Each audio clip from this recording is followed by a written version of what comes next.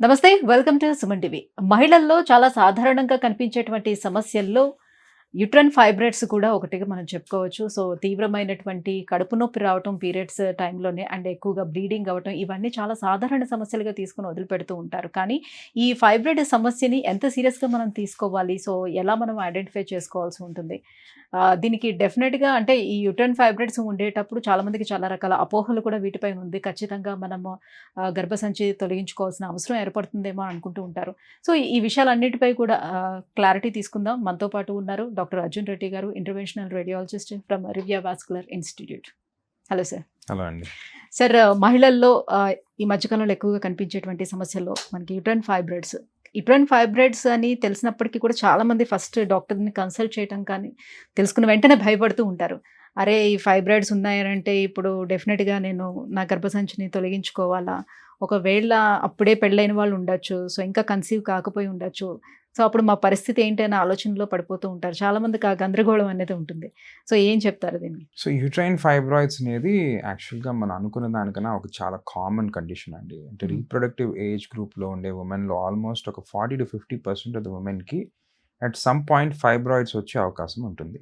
And దాంట్లో ఒక 10-20% పేషెంట్స్‌కి అసలు ఫైబ్రాయిడ్స్ వల్ల ఇబ్బందులొస్తాయి. మిగతా వాళ్ళకి అసలు ఉన్నట్టు కూడా తెలియకుండా జస్ట్ ఒక సింపుల్ అల్ట్రాసౌండ్ స్కాన్ ఏమైనా హెల్త్ చెకప్‌కి పోయినప్పుడు అలాంటప్పుడు పిక్ అయ్యే అవసరం లైక్ సిట్యుయేషన్స్ చూస్తుంటాం. సో, ఫైబ్రాయిడ్స్ ఉన్నప్పుడు అది పానిక్ అవ్వాల్సిన సిట్యుయేషన్ ఏం కాదు. అయి నాన్ క్యాన్సరస్ గెడ్డలు. అయి క్యాన్సర్‌గా ఉండే అవకాశం అనేది చాలా రేర్. 1 in 600 to 1000 పేషెంట్స్‌కి ఎవరికో, అది especially after the age of 45 అంటే 45 ఏళ్ళ తర్వాత ఒకవేళ వీళ్ళకి ఫాస్ట్‌గా గ్రో అయ్యే తొందరగా పెరిగే ఫైబ్రాయిడ్స్ ఏమన్నా ఉంటే వాటిల్లో రేర్ ఛాన్స్ ఉంటుంది. సో, అది కూడా ఈరోజు ఎంఆర్ఐ స్కాన్స్ అవి చేయించి అసలు క్యాన్సరా కాదనేది మనం 90%, 80%, 90% పిక్ చేయగలుగుతున్నాం. సో, ఫైబ్రాయిడ్స్తో మోస్ట్గా ఈ సిమ్టమ్స్ వల్ల ఇబ్బంది పడే వాళ్ళు ఎక్కువ చూస్తుంటాం. సో, ఇలాంటి పేషెంట్స్కి అప్రాప్రియేట్ ట్రీట్మెంట్ చేయగలిగితే చాలా వరకు దాని గురించి అసలు పానిక్ కావాల్సిన అవసరం ఉండదు.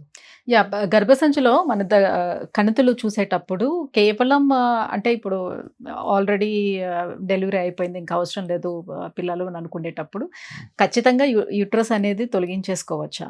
లేకపోతే అవసరం లేకుండానే చేసుకోవచ్చా? అండ్ ఒక్క ఫైబ్రాయిడ్ వచ్చిందని అంటే దానికి చుట్టూగా ఇంకా ఫైబ్రాయిడ్స్ ఫామ్ అయ్యే అవకాశం ఎంతవరకు ఉంటుంది? సో, ఫైబ్రాయిడ్స్ చూడండి, ఫైబ్రాయిడ్స్ రాగానే ఇంకా పిల్లలు పుట్టేసిన తర్వాత చాలా వరకు ఎస్పెషల్లీ సిటీస్లో కాకుండా బయట కానీ చూస్తే చాలా వరకు ఇంకా అయిపోయింది కదా యూట్రస్తో, ఇప్పుడు ఏం పని లేదు కదా, తీపిచ్చేసుకుంటే ఒకేసారి అయిపోతుందని ఒక పెద్ద ఒక అపోహ ఉంది అండి. సో, అది యాక్చువల్గా చాలా రాంగ్ వే ఆఫ్ థింకింగ్. ఎందుకంటే 40 years ముందర యూట్రస్ని తీపిచ్చుకోకూడదు అసలు, అన్లెస్ ఇంకా ఏమైనా సివియర్ సిచ్యువేషన్ ఉంటే తప్ప అసలు 40 years ముందర యూట్రస్ తీపిచ్చుకోకూడదు. ఎందుకు? యూట్రస్ కానీ తీస్తే ఒక 3 to 4 years అర్లీ మెనోపాజ్ వచ్చే అవకాశం కూడా ఉంటుంది. సో, అదే కాకుండా మీ ఓవేరియన్ ఫంక్షన్ కొంచెం ఆల్మోస్ట్ కొంచెం తగ్గడం, ఒకవేళ ఓవరీస్ ప్రిజర్వ్ చేసిన ఓవేరియన్ ఫంక్షన్ తగ్గొచ్చు. సో, ఓవేరియన్ హార్మోనల్ ఇష్యూస్ వల్ల చాలా ఇబ్బందులు వస్తాయి పేషెంట్స్కి. ఎస్పెషల్లీ 40 ఏళ్ళ ముందర యూట్రస్ తీపించుకున్న వాళ్ళకి మాయో క్లినిక్ యుఎస్లో 2018లో ఒక రీసెర్చ్లో ఆల్మోస్ట్ ఒక 4 to 5 times higher risk of heart disease ఉండొచ్చు. కంజెస్టివ్ హార్ట్ ఫెయిలియర్ కానీ ఆర్ కర్నరీ ఆర్టరీ అంటే హార్ట్లో బ్లాక్స్ రావడం కానీ, ఇలాంటి situations almost 5 times higher risk అనేది ఒక స్టడీలో బయటపడింది. సో, అదే కాకుండా ఇంకా కానీ చూస్తే కొంతమందికి యూట్రస్ తీసేసిన తర్వాత పొత్తి కడుపు కింద భాగం అంటాం కదా, మన పెల్విక్ ఫ్లోర్. సో, యూట్రస్ ఒక సపోర్ట్ స్ట్రక్చర్. యూట్రస్తో పాటు కొన్ని లిగమెంట్స్ అని ఉంటాయి. ఇవన్నీ ఆ పెల్విక్ ఫ్లోర్కి ఒక సపోర్ట్ స్ట్రక్చర్గా ఉంటుంది. కాబట్టి యూట్రస్ తీసేసిన వారికి ఆల్మోస్ట్ ఒక 5 times higher risk of pelvic floor dysfunction అని ఒక కండిషన్ ఉంది, pelvic floor dysfunction. So, pelvic floor issues రావడము, దాని తర్వాత మళ్ళీ ఫ్యూచర్లో కొంతమందికి అవయవాలు కొంచెం స్లిప్ అయ్యే అవకాశం ఉండడము, ఇలాంటివి కూడా ఆల్మోస్ట్ 5 times హయ్యర్ రిస్క్ అనేది రీసెర్చ్లో బయటపడింది. సో అదే కాకుండా అది సర్జరీ కాబట్టి ఒకవేళ సర్జికల్ కాంప్లికేషన్స్ కూడా అయ్యే ఒక చిన్న అవకాశం ఉంటుంది.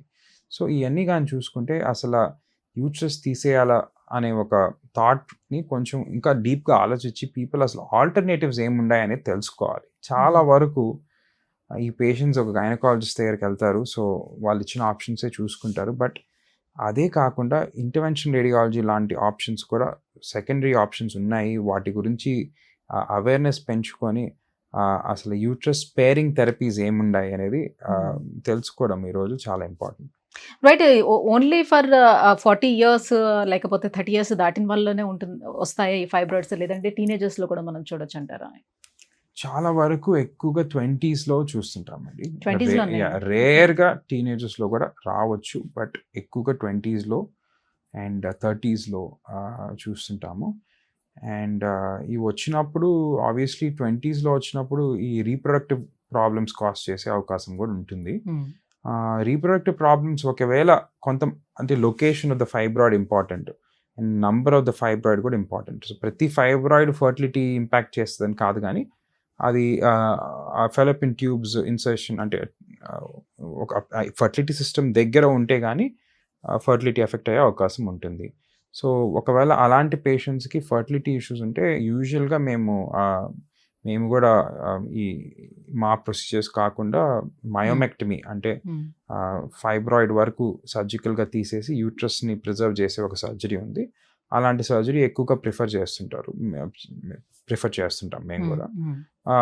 కొంతమంది ఈ ప్రెగ్నెన్సీ అన్ని చైల్డ్ బర్త్ అయిపోయిన తర్వాత యంగ్ ఉమెన్కి అయినా ఇప్పుడు especially late 20s or early 30sలో యూట్రైన్ ఫైబ్రాయిడ్ ఎంబలైజేషన్ లాంటి మినిమల్లీ ఇన్వేజివ్ యూట్రైన్ స్పేరింగ్ అంటే యూట్రస్ తీసేయకుండా ట్రీట్ చేసే ఒక సొల్యూషన్ కూడా మేము ఆఫర్ చేస్తుంటాం.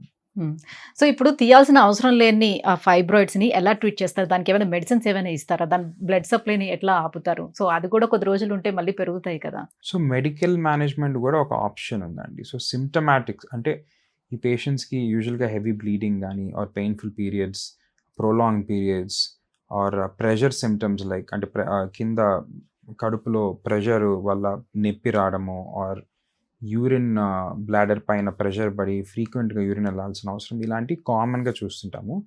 సో ఈ సిమ్టమ్స్ బట్టి వాళ్ళకి ప్రెషర్ సిమ్టమ్స్ ఎక్కువ ఉన్నాయా లేకపోతే బ్లీడింగ్ సిమ్టమ్స్ ఎక్కువ ఉన్నాయా, ఈ రెండు చూసుకొని ఈదర్ మెడికల్ మేనేజ్మెంట్ కూడా చేయొచ్చు కొంతమందికి. సో ఎస్పెషలీ బ్లీడింగ్ సిమ్టమ్స్ ఉన్న వాళ్ళకి కొన్ని మెడికేషన్స్ పెట్టడమో లేకపోతే మిరేనా లాంటి డివైసెస్ పెడితే చాలా వరకు బ్లీడింగ్ కంట్రోల్ అవుతుంది.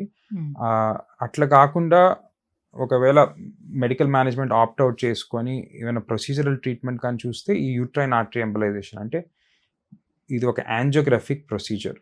సో జనరల్గా ఇంటర్వెన్షన్ రేడియాలజిస్ట్ చేస్తుంటారు. ఒక పిన్ హోల్ ద్వారానే యూట్రస్కి వెళ్ళే రక్త సరఫరాని బ్లాక్ చేసి ఫైబ్రాయిడ్స్ సైజ్ తగ్గించే ఒక ట్రీట్మెంట్ అండి. ఇది ఆల్మోస్ట్ ఒక 30 years నుంచి well established FDA approved American college of gynaecology and ఆబ్స్టెట్రిక్స్లో గైడ్ లైన్స్లో కూడా ఇది ఒక అప్రూవ్డ్ ట్రీట్మెంట్. సో అండ్ చాలా వరకు అమెరికన్ US స్టేట్స్లో కూడా ఎవరైనా హిస్టెక్టమీ ఆఫర్ చేయక ముందర ఈ ఆల్టర్నేటివ్స్ అనేది ఇన్ఫర్మేషన్ ఇచ్చి వాళ్ళ దగ్గర కన్సెంట్ తీసుకునేంత వరకు ఈ ట్రీట్మెంట్ అంత వెల్ ఎస్టాబ్లిష్డ్ బయట దేశాల్లో. సో కాకపోతే చాలా వరకు మనకి ఇండియాలో ఈ ఆప్షన్స్ ఉన్నాయని కూడా తెలియకుండా ఓన్లీ హిస్టెక్టమీ అనేదే మనకి సొల్యూషన్ అనేది ఒకటి చూసుకుంటారు. సో ఇట్స్ ఇంపార్టెంట్ ప్రతి ఒక్కరికి ఫైబ్రాయిడ్స్ ఉన్న వాళ్ళకి అన్ని ఆప్షన్స్ తెలుసుకొని ట్రీట్మెంట్ ఆప్ట్ చేసుకునేది చాలా ఇంపార్టెంట్.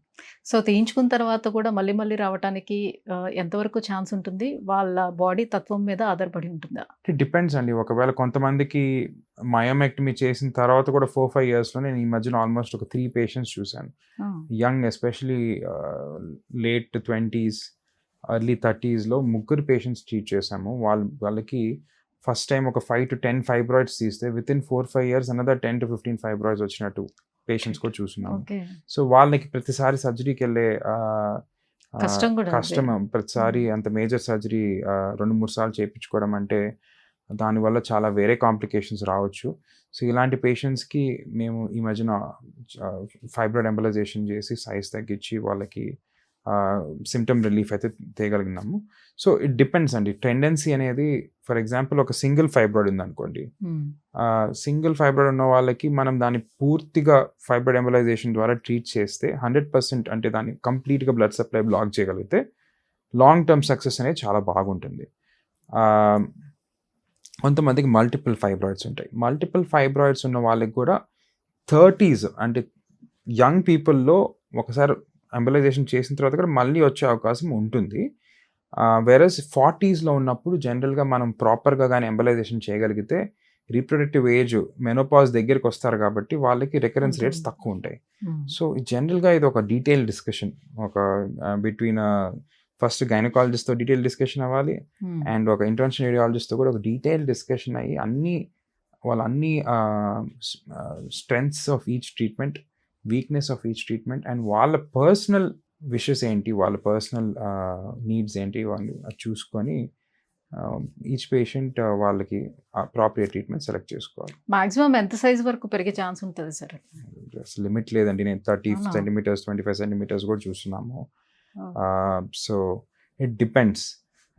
అవి కొంతమందికి బాగా అగ్రెసివ్గా పెరుగుతాయి, కొంతమందికి లిమిటెడ్గానే ఉంటాయి. సో మరీ పెద్ద సైజు ఉంటే కూడా మేము సర్జరీ రికమెండ్ చేస్తాము. అబౌవ్ 12 to 14 సెంటీమీటర్స్ చాలా వరకు ఎస్పెషలీ యంగ్ ఉమెన్లో surgery is a better option. దాన్ని ఒత్తి ఫైబ్రాయిడ్ తీయడమో లేకపోతే ఒకవేళ అబౌవ్ 40 ఉంటే యూట్రస్ తీసేయడమో is a better option. Versus less than 12 centimetres especially less than 12-14 centimetres ఉంటే కానీ ఫైబ్రాయిడ్ ఎంబలైజేషన్ అది మల్టిపుల్ ఫైబ్రాయిడ్స్ ఉండి యూట్రస్ని ప్రిజర్వ్ చేయాలనుకున్న వాళ్ళకి కూడా ఎంబలైజేషన్ ఆఫర్ చేయొచ్చు. Thank you sir. So uterine fibroids ఉండేటప్పుడు గర్భసంచి అనేది తొలగించకుండా మనకు అందుబాటులో ఉన్నటువంటి ట్రీట్మెంట్స్ గురించి ఎక్స్ప్లెయిన్ చేశారు. సో ప్రతి ఒక్కరు కూడా దీనిపైన అవగాహన కలిగి ఉండాలి. ఎందుకంటే మీరు అన్నట్టుగా ప్రతి ఒక్కరు హిస్టెక్టమీ చేయించుకోవడం వల్ల వచ్చేటువంటి ఇబ్బందులు కూడా మీరు ఎక్స్ప్లెయిన్ చేశారు. Thank you so much for that.